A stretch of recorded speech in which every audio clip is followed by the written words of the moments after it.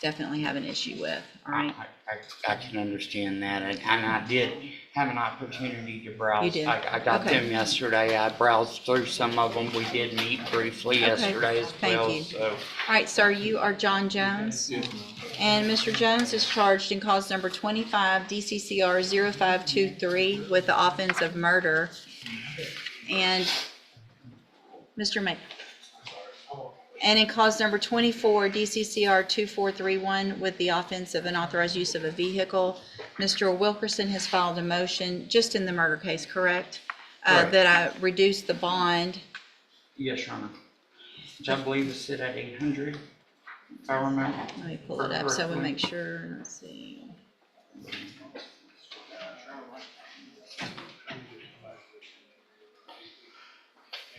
Let's quote, because I have had several of these. It looks like in the motion it shows Just the murder. the murder is set at $800,000. And Mr. Wilkerson, do you intend to call your client or other witness? Your Honor, I just intend to call my client, and then also Venetia Jones, if she is still present. Mr. Johns, best you can, raise your right hand. Or Jones, I'm sorry. Do you swear or affirm the testimony you're going to give in this hearing will be the truth, the whole truth, and nothing but the truth? Yes, ma'am. Thank you. You can go ahead, Mr. Wilkerson. Ms. Jones, you are obviously the same John Jones charged in this case with murder.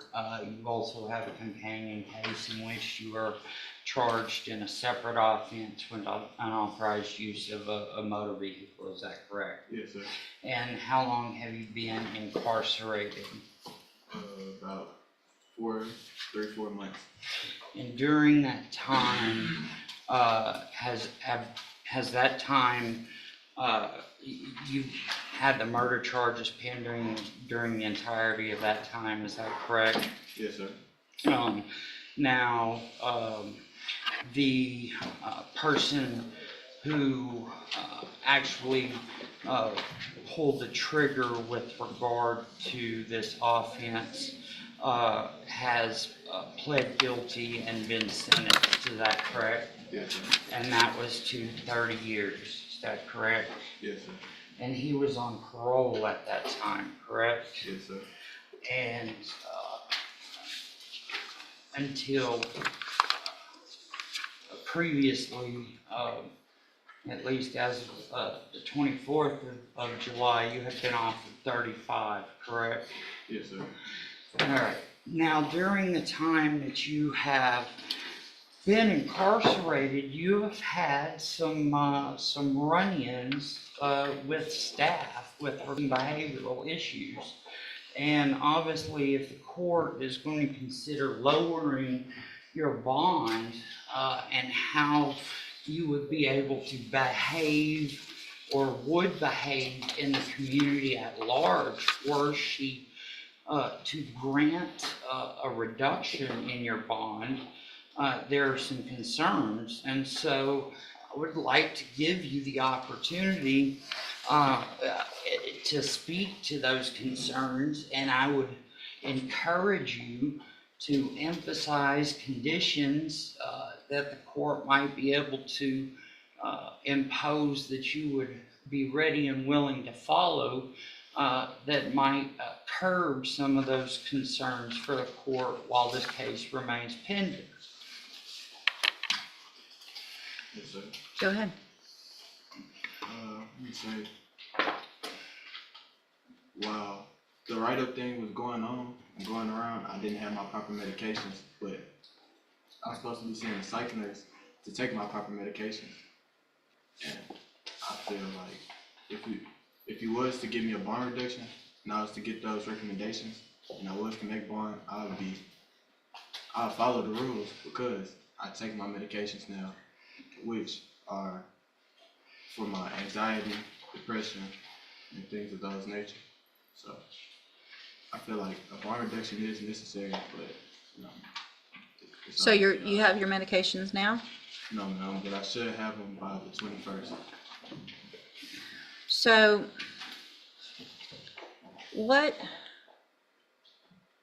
I mean, anxiety and depression don't make you say things Like, I never said those things, but you didn't say those things? no, no. You didn't ask her how could she have a boyfriend with how ugly she was? Never said that. You didn't ask how many boyfriends she ever had? No, You didn't say any of that. They're just making that up on you, just lying. I have to. Have to be lying. You didn't threaten just a couple weeks ago an officer that you were going to throw hot water if she didn't call somebody? Yes, ma'am. You did threaten to do that? Okay. Did you?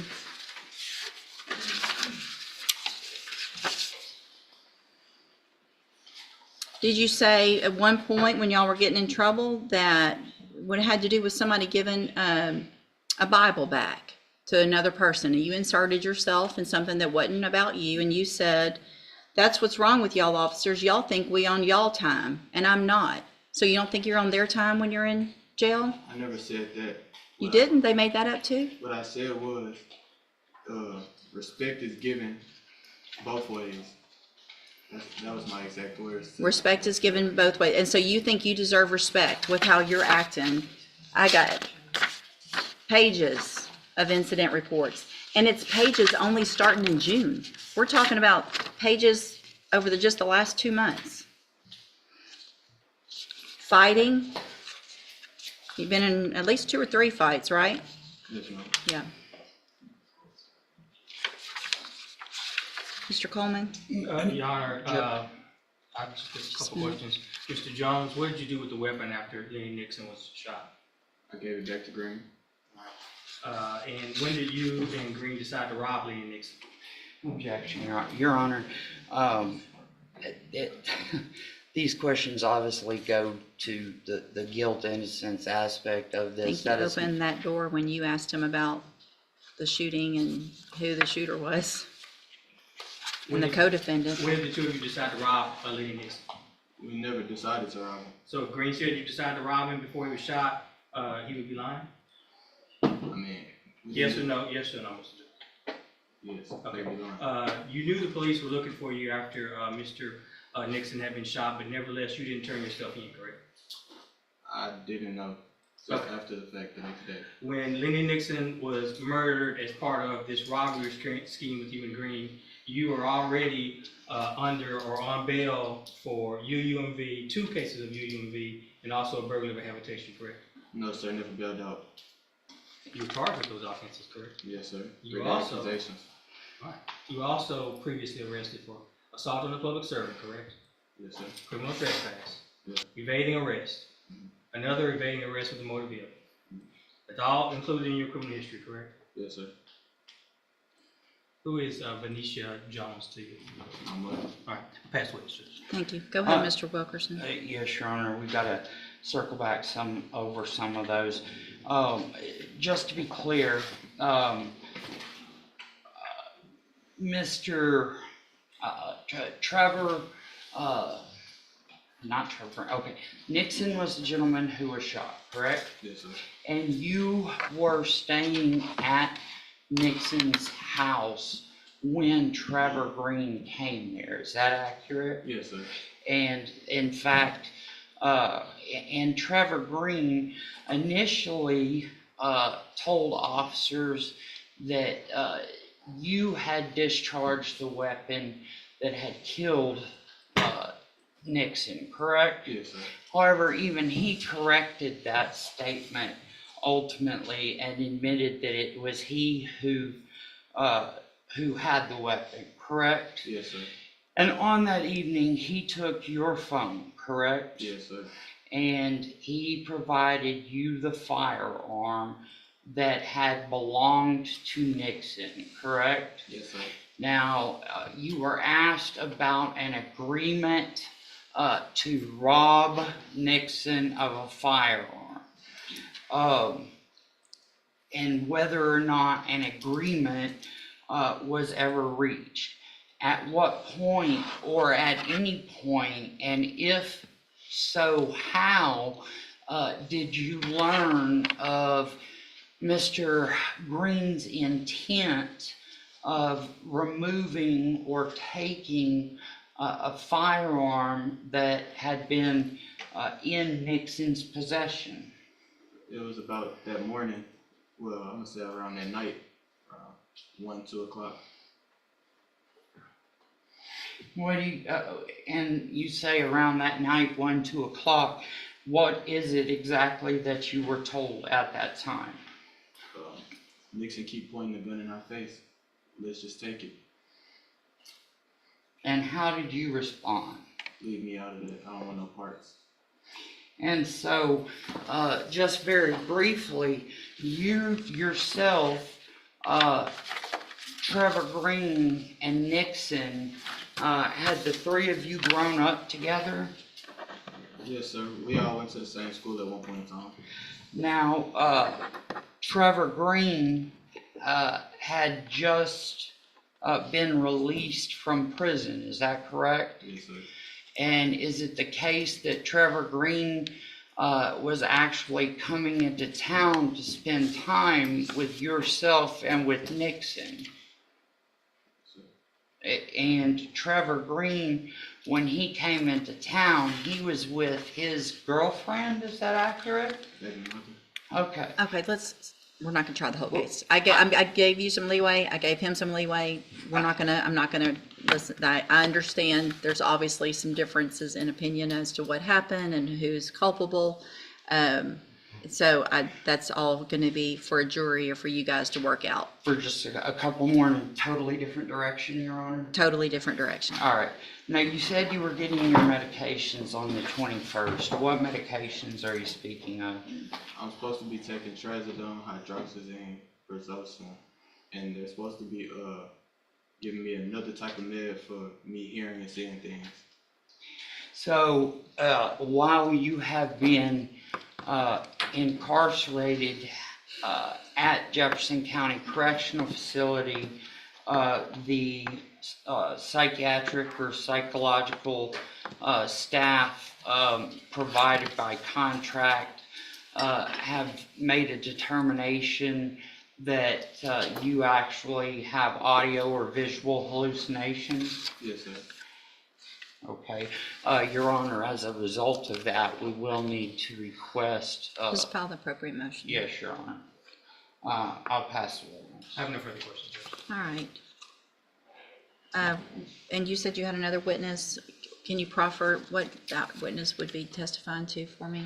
Your Honor, that would just be his mother, Venetia Jones, and to the little bit of support that she would be able and really the inability to raise funds. Thank you.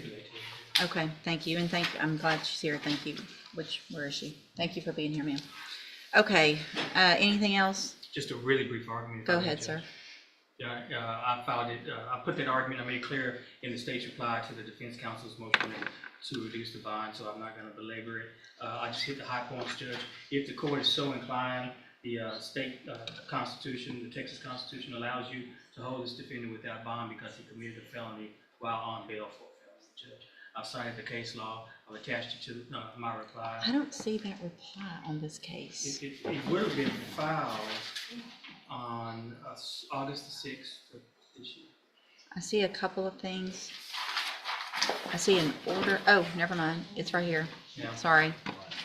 I cite Article 1, Section 11 of the Texas Constitution that states that if a defendant is on a felony, on bail for a felony and commits a subsequent felony, the court is well within its discretion to hold the defendant without bond if it so chooses to. And I've proffered to the court that I've spoken with the juvenile probation, with the juvenile department division of our office, and they have begun the process to certify this defendant as an adult, and that burglary of habitation is on its way, should be making its way to your court soon, Judge. We've got the criminal history that I think speaks for itself. Your Honor, we'd ask that this court deny the defense counsel's motion to reduce the defendant's bond. In fact, if the court is so inclined, we'd ask that you hold him with no bond. Thank you, Mr. Coleman. Mr. Wilkerson, argument? Your Honor, I think that if you look at all of the incidents that were mentioned by Mr. Coleman, that are all juvenile incidents that have occurred with Mr. Jones, that it is quite clear in conjunction with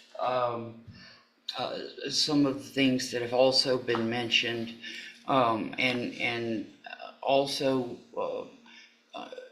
it fits into some of the write-ups that have been received as well, that Mr. Jones apparently does suffer some mental illness issues, and perhaps maybe we should hold this in abeyance until we can have that properly addressed in order to give the court some additional comfort that some of these behavioral issues might be more appropriately addressed. Here's what I'm inclined to do at this time. I'm not going to hold the motion. We can always, if circumstances change, file a motion, and I will allow another hearing if there's a change of circumstances. Today, based on the nature of the offense, based on the amount of and nature of the incident reports from jail, based on the amount of and nature of the allegations of criminal history as a juvenile, Mr. Jones is 17, about to be 18, right? Yes, ma'am. So based on that, all of that, I am going to deny the motion to reduce the bond at this time. Obviously, it sounds like the jail's doing what they can to get Mr. Jones help. If you want to file a motion with regard to any other competency of whatever you want to file with regard to that, get that filed, and I'll take a look at it as soon as it comes through. All right, you go back with the bailiff. And listen, Mr. Jones, whatever issues you're having, none of that, in my opinion, coincides with how you're behaving, right?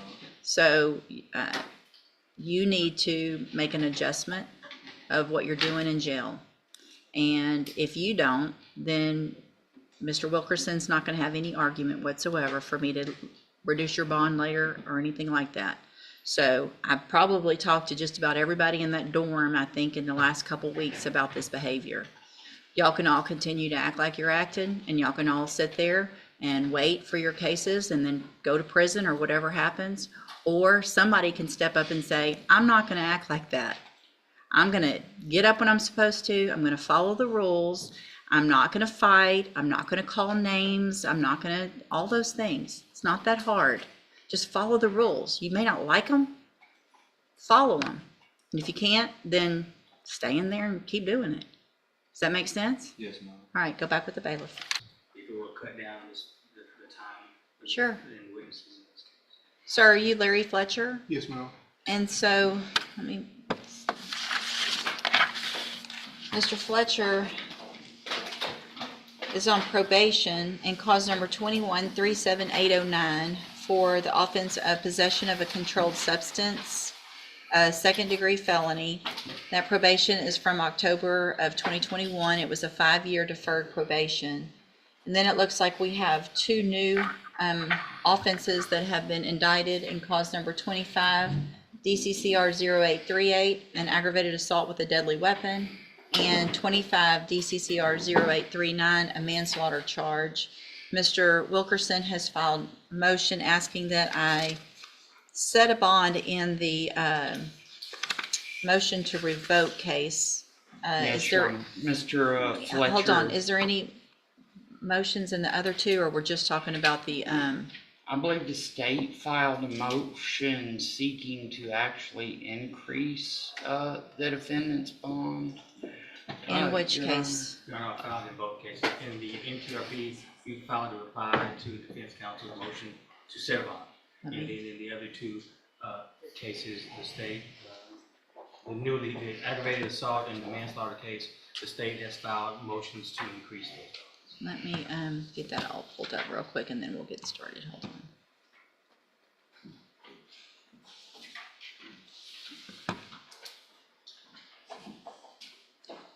I'm printing. I need to see all that. I just printed the response in.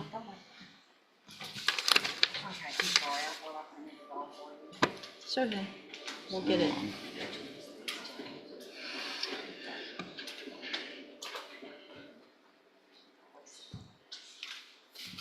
and waste them trees and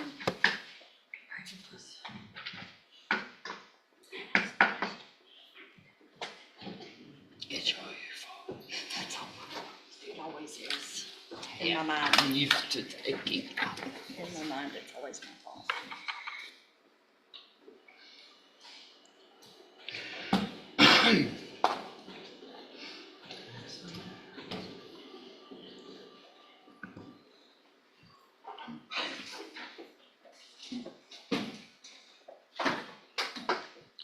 Are the PCs, I guess, would be the same in For the manslaughter and the ag assault, so I'm Aggravated just assault, they came out of the same transaction. Okay. Occurrence, Judge. give me just a second. Yeah, Hold sure. on. All right, so there's no bond currently set in the motion to revoke. The bonds in the two new cases have been set at $50,000 each. So I've got a motion to set a bond in the revocation, and I've got a motion from the state to increase the bond and or modify conditions in the two new offenses, correct? Yes, Your Honor. Okay. With regard to well, I guess, Mr. Coleman, you mentioned that you would be willing to stipulate to some things before we get started with I witness. suspect Mr. Wilkerson will call these witnesses to talk about the length of the residency and the ties in the community, those kind of perfunctory things. If it will shorten this proceeding, I'm willing to stipulate to those if Mr. Wilkerson. I mean, it to some degree, that is some of it, but obviously there are more intricacies involved, including the nature of the family, the length of work, things of that nature that I think all need to be put into play here. And I don't mind hearing the evidence. I don't want to hear the same thing. They're here, and I appreciate they're here, and I'll take notice of that. But what I don't need is to hear from all of the witnesses the same thing about work and living and all that. So if you want to call one or two that have that information, Absolutely. that would be great. Yes. I just don't want it to be the same thing, and I'll take notice that they're here and that they would all say typically the same thing, as if that's what it is. He's on bond on 2 of those cases. I'm calling the bondsman right now. Yes, he is. He's already on bond. They filed a motion to increase the bond. That's correct. So he, obviously this very tragic accident occurred one evening. There is no allegation of any substance use on the part of Mr. Fletcher contributing to the accident that involved the death of one of the victims and the severe injuries to the other.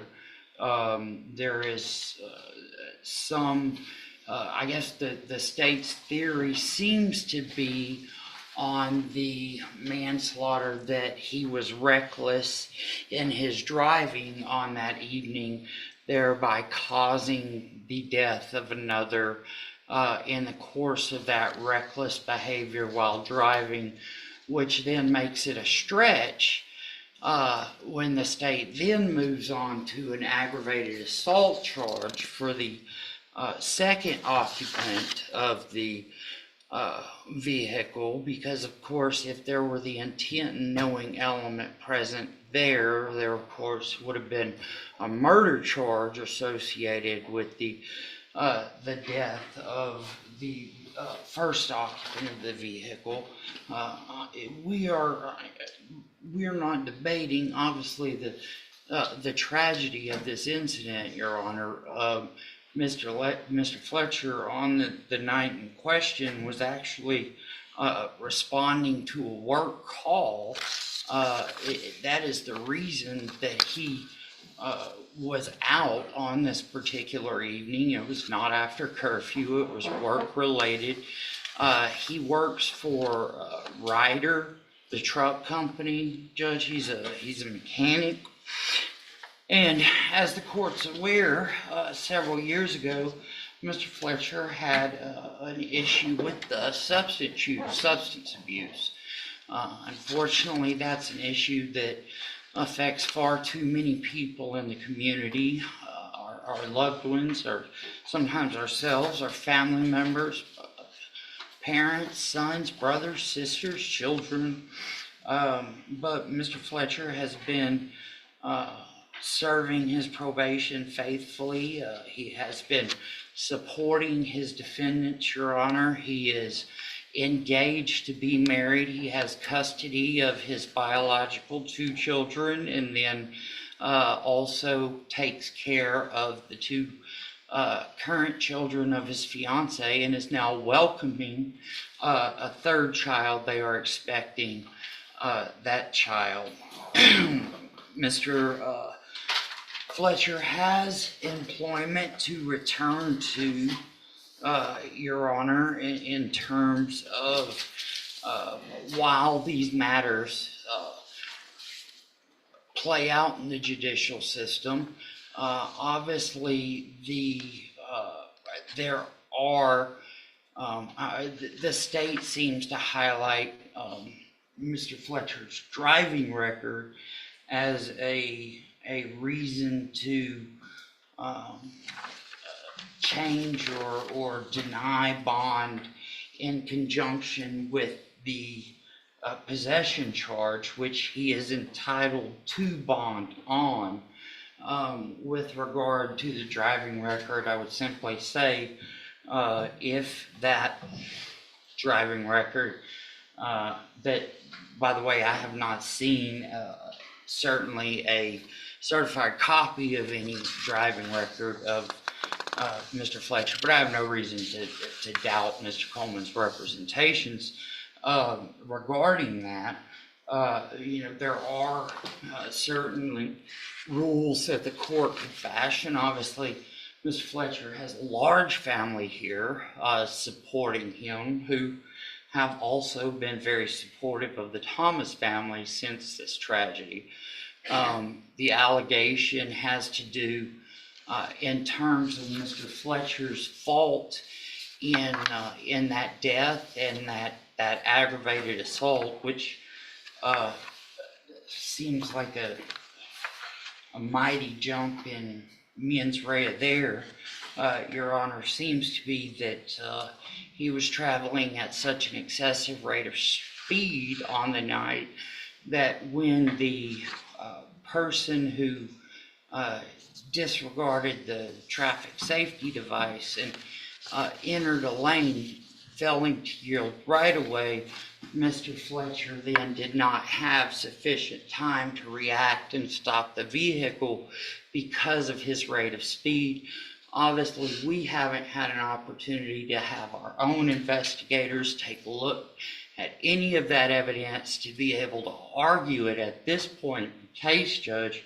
I only mention it so that the court is aware of the background context under which these allegations arise, and the sole issue at present right now in the defendant's or in the defense's opinion is whether or not to provide Mr. Fletcher a bond on the charge for which he was serving a deferred adjudication sentence and for which he has not been convicted, thereby, of course, making him eligible for bond in such case.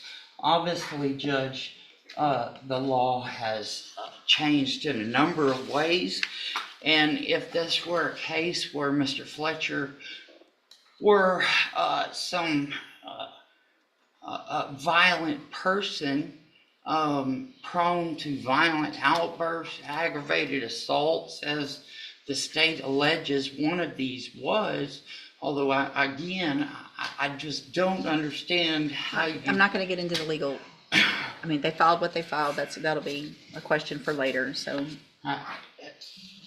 The issue here, Judge, is whether or not to grant him bail while the allegations that form the basis of revocation of this bond come to be addressed by the court. Your Honor, as I mentioned, and I would like to put his fiance on, just briefly, his mother as well. And Let me stop everybody. Here's what I'm inclined to do. I am inclined on the two new cases, the ag assault and the manslaughter, to in part grant Mr. Coleman's motion and modify the bond conditions. I don't believe I'm going to increase them because I think I can modify them in a way that will hopefully ensure the safety of the community. What I'm going to do in cause numbers 25 DCCR 0838 and 0839 is modify the bond conditions in those cases and order as a condition of bond that Mr. Fletcher is not allowed to drive, period, ever, any vehicle while these cases are pending. It does concern me, the prior allegations with regard to driving. We've got 2010 a crash, 2012 a crash, 2012 maximum speed limit issued, 2013 speeding over 10% over, 2016 speeding greater than 15 miles over, 2018 another crash, 2021 another crash, and here we are with a crash where I'm not going to get into fault, but there is a crash and we've got someone that has passed away and someone that is seriously injured. So that if I'm going to require that, I understand there may be work issues, and that is what it is at this point. That is what I'm going to order in those two cases. And I could understand that, Judge, but I would point out that the same issues of fault that belie this case, we're also uncertain of what. It doesn't matter to me. We're going to stop having crashes no matter whose fault it is.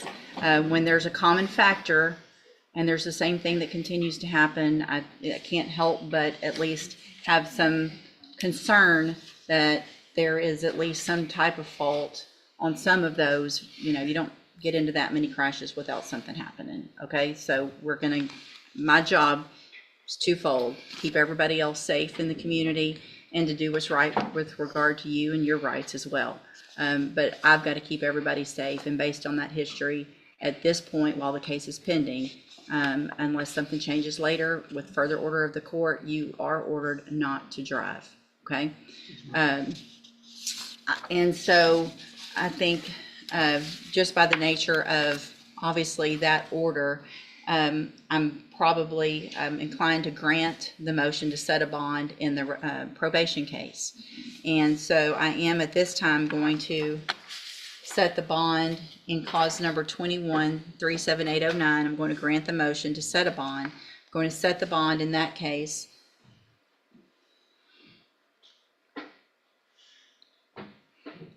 at, that's a possession. I'm going to set the bond in that case at $30,000. The condition of the bond is the same. You're not to drive any vehicle. And it doesn't look, I think Mr. Wilkerson is correct. I'm just looking at past administrative hearing that there hasn't been an issue with any type of positive drug screen or anything like that. Not administratively, just but he is accused of, in addition to the manslaughter and the aggravated assault, accused of violating his probation with the possession of a marijuana case and also UCW as well. So what I'm going to require is the condition of that bond on your MTRP case is that you wear a drug patch if you make that bond at all times. You'll have 24 hours from the time you're released to get a drug patch put on. You have to go change it every 2 weeks. On time, it needs to be on there, can't sweat off or whatever. You need to make sure it's on and it's testable every 2 weeks.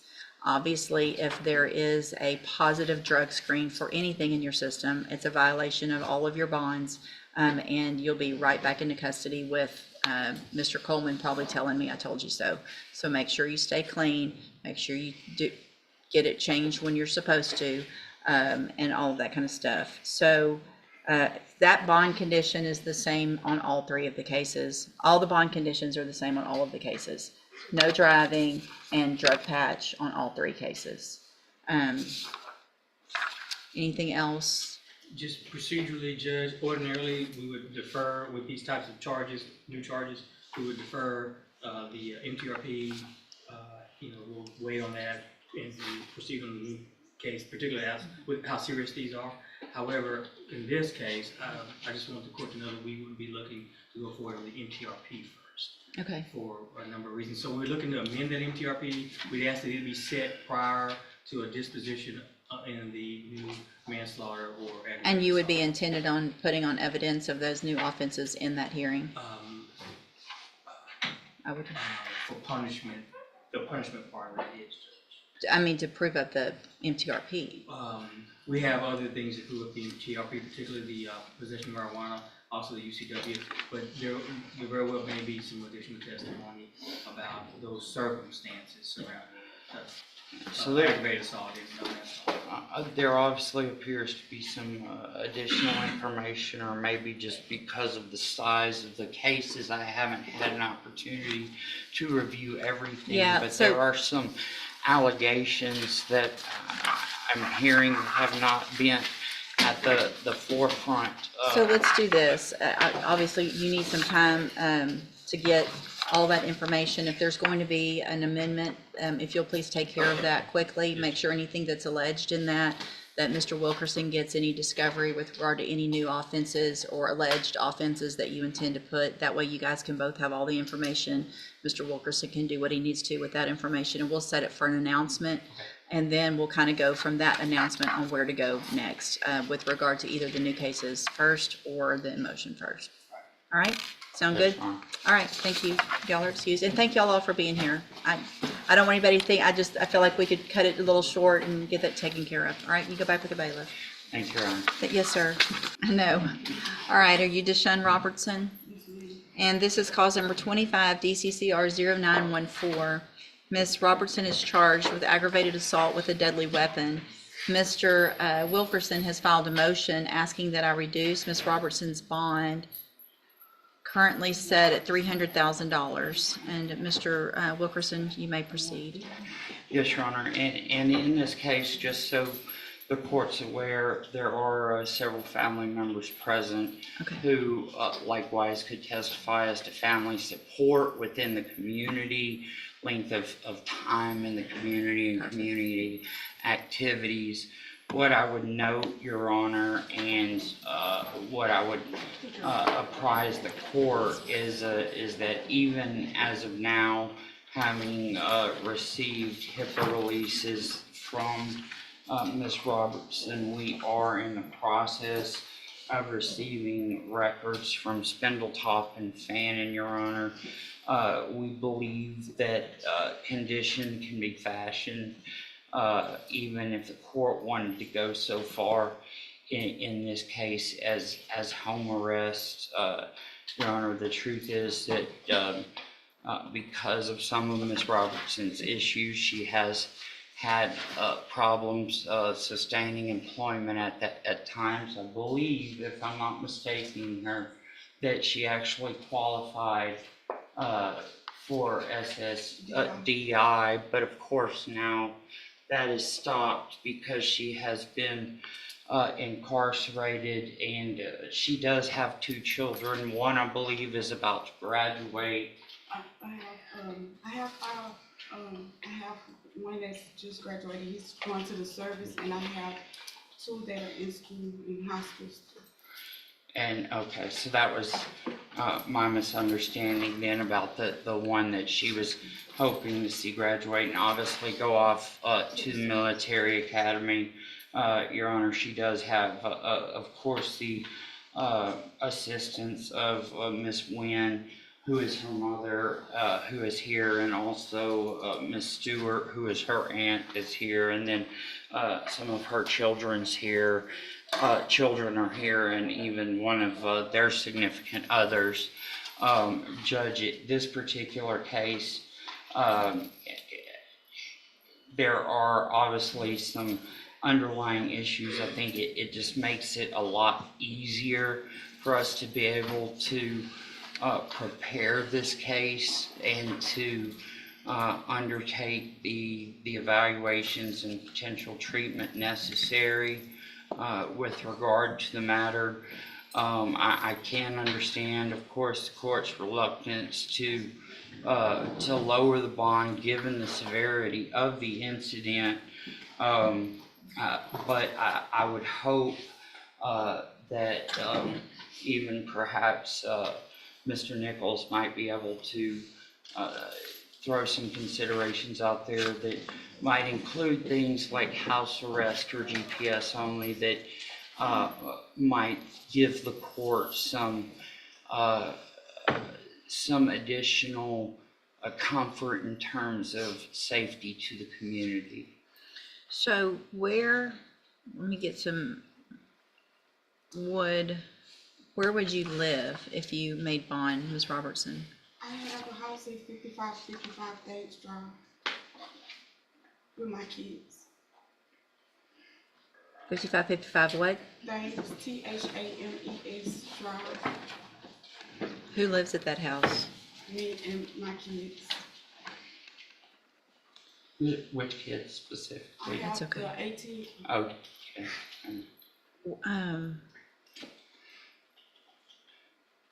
If it were a situation, Your Honor, where the court would prefer, of course, that, she live with her mother, I believe that's a situation that could be worked out as well. She's willing to, I believe, take on that responsibility. What about Spindletop? Is there a plan in place for you seeing it going to Spindletop before this incident? yes ma'am, I need to get back on my meds, to get back on my medicines. So had you stopped going like you were supposed to? Yes ma'am, I had medicine to last, and then my caseworker ended up leaving, but I don't drive that far, because I'm scared to get on the highways and stuff, so I don't drive. I only know the north end of Beaumont.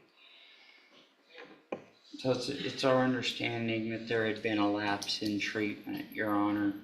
I won't know more until, of course, I'm able to access those medical records, which I just secured releases for. So.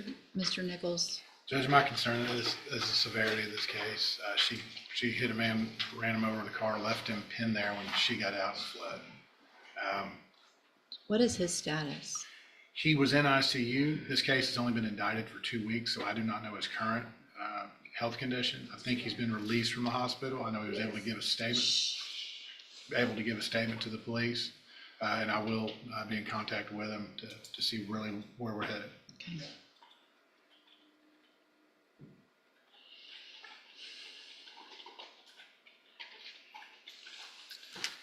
For the record, I am reviewing the probable cause affidavit. There is only one incident at the jail, so that's not something that's of great concern. But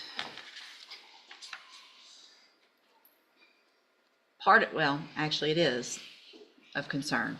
Do you know why it's of concern? It's because it has to do with your medication. It's blood pressure medicine that I was taken off of. I have a new prescription, and they keep trying to make me take it. I've been on that med since I was 19 years old. So you thought the appropriate way to handle that was by writing F off on the medical stuff? No, ma'am, it wasn't appropriate, and I did apologize, and I haven't had any incident with meds since then, and I did give them my med doctor information so they can get the correct medicine into the jailhouse instead of having me on the wrong medication, because I was told to stop that. You get a whole lot more being nice than you do acting like that, don't you?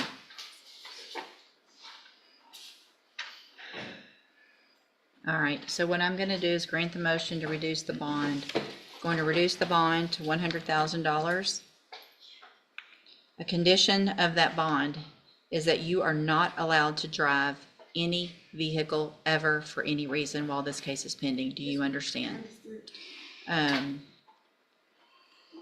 Whatever that means as far as where you live, if you need to live with mom because you're not allowed to drive, then that's what you need to do. I'm not real worried about that. But I think if you're not driving, I also am going to order as a condition of that bond, if you make it, that you immediately make an appointment with Spindletop, that you follow through with any assessment, recommendations, medications.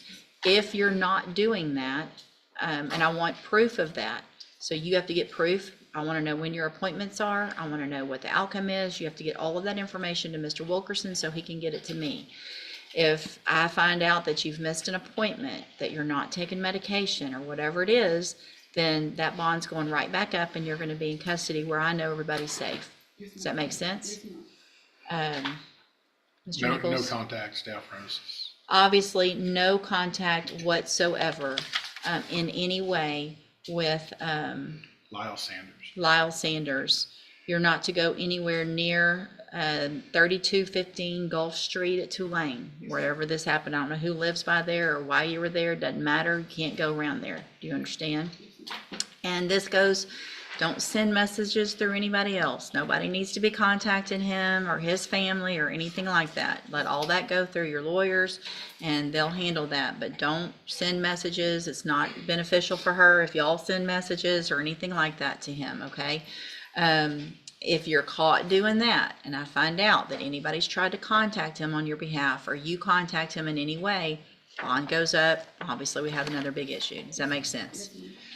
Anything else? I think that should suffice, Your Honor. All right, you can go back with the bailiff. Thank you. Thank you, Judge. I believe that's the last. Thank you. Be excused. Yes, sir. Thank you, Mr. Wilkerson. Thank you, Your Honor. All right, ma'am, you're Jamie Story, and this is cause number 23, DCCR 1546. Ms. Story was placed on probation February 25th of this year for the offense of theft of property with previous convictions, and that was enhanced to a third-degree felony. The sentence was a 10-year term in prison that was probated for 10 years. Motion to revoke was filed. We were here before. And Ms. Story pled true to all of the counts, 1 through 7. I've received the updated report. Have all of you had an opportunity to review that? Yes, Your Honor. I have your, And are there any additions or corrections? none from the defense. Judge, my only thing that I would add, just for the court's recollection, and obviously I, of course, would not hold the court to this, we had some difficulty originally in getting her on probation. She bond forfeited a couple times. We kind of, based on her criminal history, made a stretch to make the offer. The court was Don't inclined talk over to her. go along with it based on some circumstances regarding her homelessness, etc. I do appreciate that she took responsibility for a motion. However, I have a note on my original plea papers that the state would be asking for primarily the max on a motion to revoke. But again, I know Ms. Holmes has an argument with some hard times that she's fallen on, and I'm not ignorant of that. I just want to let you know my position, what it was originally. I appreciate that, Ms. Holmes. Yes, Your Honor. I believe originally that was my concern with Ms. Story essentially having probation was her lack of resources, in which she continued when she was placed on probation in February of this year. That came to fruition. She originally was at her brother's home. That didn't work out, and then she went to go to Liberty with a friend, and there was pretty much lack of resources, lack of transportation, and she made the decision to then not contact because she got scared, and here we are. Your Honor, my main argument is that she has not been on probation long to get started. She never has gotten started. Now that she's been in custody, they visited with her at the jail to let her know what steps and what resources that they can provide, so she knows that she does have help. If she does fall on these hard times, that is what probation is for. We are asking if she could get that opportunity to get started so that she can get the resources and the help. She states that she's been in contact with her mother, and her mother would be where she would reside if she's reinstated back on probation to get things back on track. I do see in the recommendations that probation stated if she is granted reinstatement to complete the cognitive track of the intermediate sanctions facility, in which I've gone over that with Ms. Story, and she is willing to do that to have an opportunity to get back on track with probation. Your Honor, we do understand she does have extensive criminal history, and this is not her first rodeo. However, we are asking, due to the severity of how long she can be sentenced to prison, that she at least have one more opportunity to start probation and get back on track and get the resources that she needs. I don't have anything additional, Judge. I defer to what the court deems appropriate.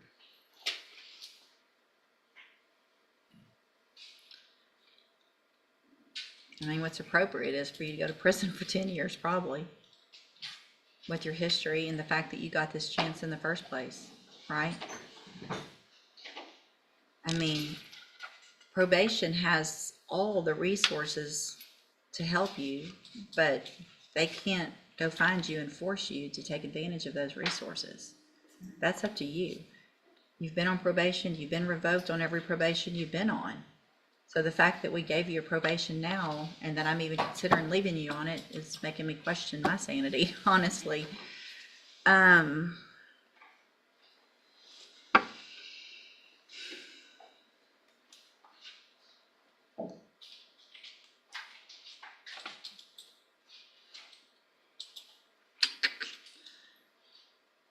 Do you have anything to say? I'm just sorry for disrespecting y'all. I mean, when you never show up, it's pretty much like you're just flipping us off, you know, I understand that. for giving you an opportunity. I understand And it's that, hard and not I to really take it a little personal. And I really am sorry, and I'm sorry for disrespecting y'all, and I will do it right this time. What will you do different? Everything. Like what? I'm gonna get me a job, I'm gonna go to work, I'm gonna go to probation, I'm gonna pay my fees, I'm gonna do everything that I'm asked to do. Why didn't you do it before? I didn't have a ride. Well, but you could always call, I understand. right? It's not my- You know, if you don't have a ride again, what happens? I'm gonna have to go phone and call. I just had a granddaughter born, so.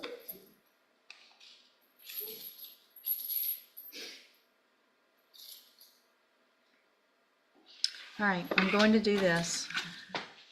Gonna find that you entered your pleas of true to counts 1 through 7 freely and voluntarily. Find those counts true. Find sufficient evidence to revoke your probation. But I'm not gonna do that today.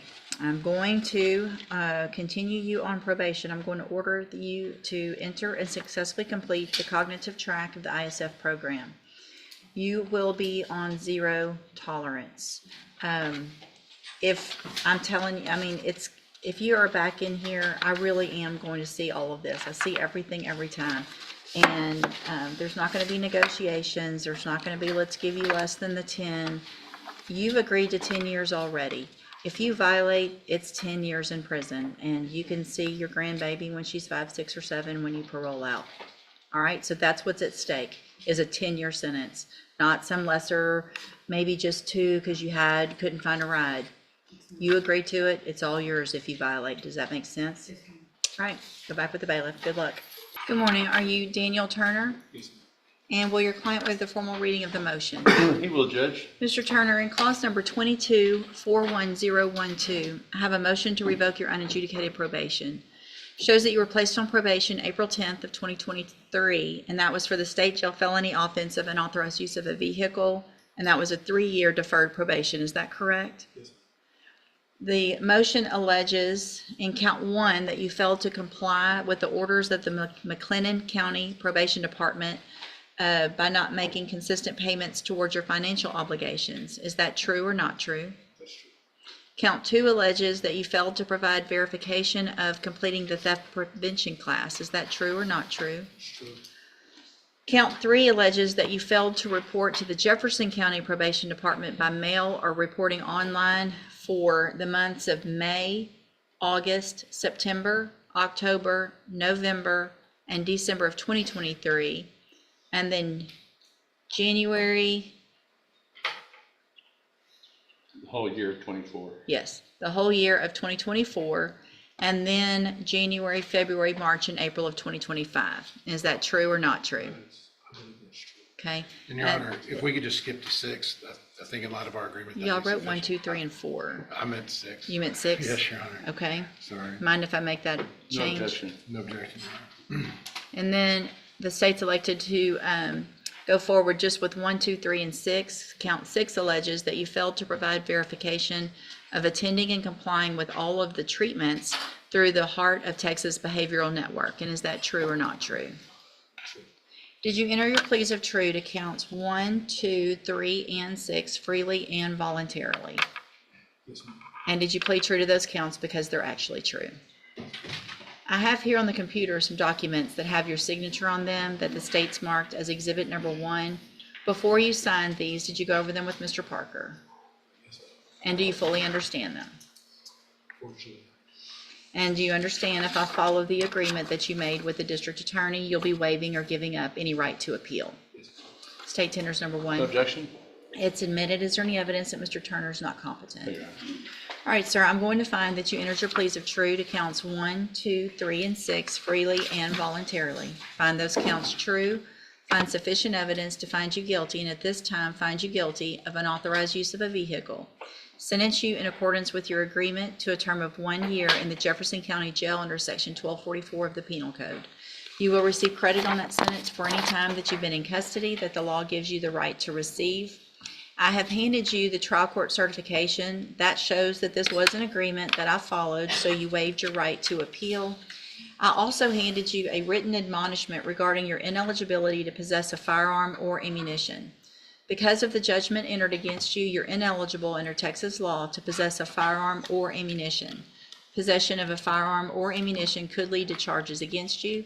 Firearm is a legal term, and you should read the written admonishment I provided you to see what devices qualify as a firearm. If you have questions about the laws that make you ineligible to possess a firearm or ammunition, or about how long that lasts, you can talk with Mr. Parker. All right? Good luck to you, sir. No. Did you have a question? I thought I was saying 1244. You got a 1244, so you're going to serve your time. You got a felony conviction, but you're serving your sentence in the jail. So I'm gonna stay where I'm at. Yes. Yep. Good morning. Are you DeMarcus Brown? Answer out loud for me, please. And Ms. Holmes, will your client waive the formal reading of the indictment? Yes, Your Honor. God, this is old, huh? Yeah.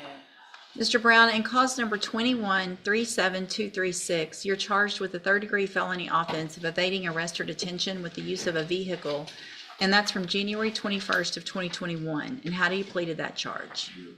Are you pleading guilty freely and voluntarily? And are you pleading guilty because you did what they charged you with? I have here on the computer some documents that have your signature on them that the state has marked as exhibit number 1. Before you signed these, did you go over them with Ms. Holmes? And do you fully understand them? And do you understand, if I follow the agreement that you've made with the district attorney, that you will be waiving or giving up any right to appeal? Also, do you understand, if you're not a U.S. citizen, that a plea of guilty or no contest may result in your deportation, exclusion from admission to the country, or denial of naturalization under federal law? State tenders number 1. No objection. It's admitted. Is there any evidence that Mr. Brown is not competent? No, Your Honor. All right, sir, I'm going to find that you entered your plea of guilty freely and voluntarily. Find that you're mentally competent and you understand the nature and the consequences of your plea. Find sufficient evidence to find you guilty, and at this time find you guilty of evading arrest or detention with the use of a vehicle. Sentence you in accordance with that agreement to a term of 5 years in the Institutional Division of the Texas Department of Corrections. You will receive credit on that sentence for any time that you've been in custody that the law gives you the right to receive. I'm handing you the trial court certification. That shows that this was an agreement that I followed, and so you have waived your right to appeal. I have also handed you a written admonishment regarding your ineligibility to possess a firearm or ammunition. Because of the judgment entered against you, you're ineligible under Texas law to possess a firearm or ammunition. Possession of a firearm or ammunition could lead to charges against you. Firearm is a legal term, and you should read that written admonishment I provide you to see what devices qualify as a firearm. If you have questions about the laws that make you ineligible to possess a firearm or ammunition, or about how long that lasts, you can talk with Ms. Holmes. All right, good luck to you, sir. You can go back with the bailiff. Good morning. Are you? Thank you. Are you Gabriel Finley? And will your client waive the formal reading of the indictment? He will, Your Honor. Let me get that.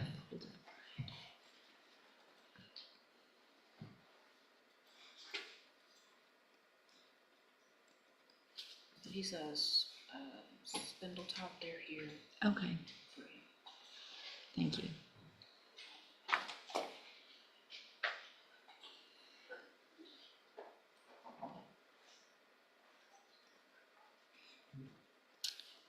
Okay.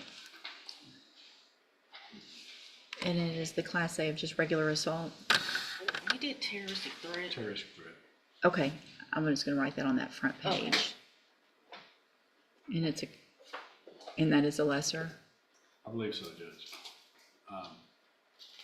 It was a aggravated Threatening. assault by threatening with a knife, and so this is just a threat. Okay. So lesser included terrorist.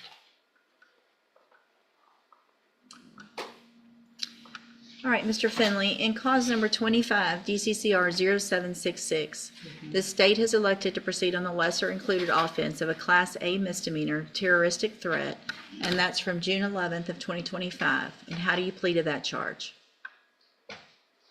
I was, Are you guilty or not guilty of the Guilty. lesser offense of, Guilty. all right. Are you pleading guilty to terroristic threat freely and voluntarily? yes, ma'am. And I have here on the computer some documents that have your signature on them. Before you signed these, did you go over them with Ms. Holmes? Yes, ma'am. And do you understand those documents? Yes, ma'am. And do you understand, if I follow the agreement that you've made with the district attorney, that you'll be giving up any right to appeal, so you can't change your mind later? Do you understand? Yes, ma'am. And are you a U.S. citizen? Yes, ma'am. State tenders number 1. No objection. It's admitted. Is there any evidence that Mr. Finley is not competent? No, Your Honor. All right, Mr. Finley, I'm going to find that you entered your plea of guilty freely and voluntarily. Find that you're mentally competent and you understand the nature and the consequences of your plea. Find sufficient evidence to find you guilty, and at this time find you guilty of the Class A misdemeanor of terroristic threat. Sentence you in accordance with your agreement to a term of 60 days in the Jefferson County Jail. You will receive credit on that for any time, on that sentence for any time that you've been in custody that the law gives you the right to receive.